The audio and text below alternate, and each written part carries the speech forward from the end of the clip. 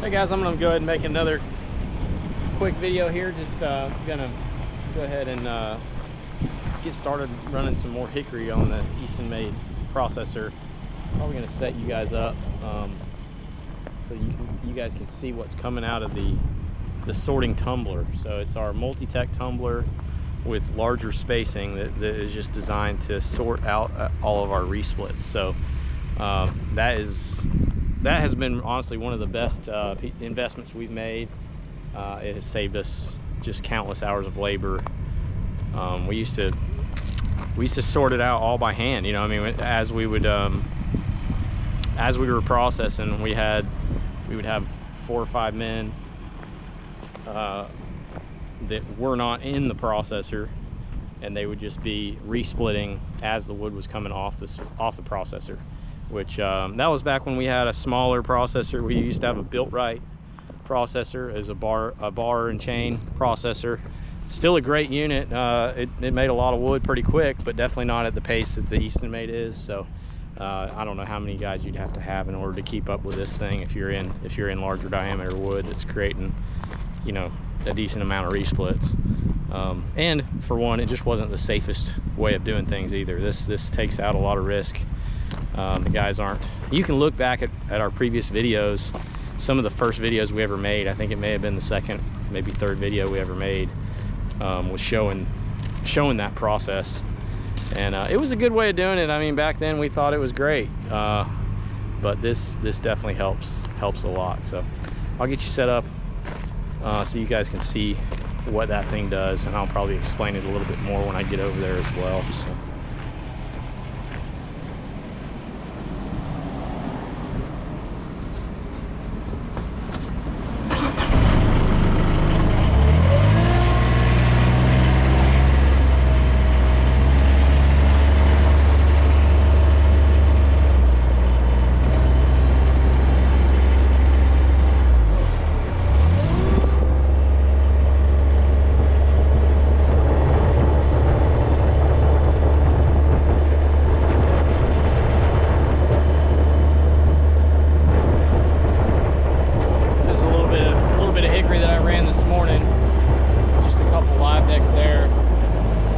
Crated up that wood over there, you know, put it in the IBC totes.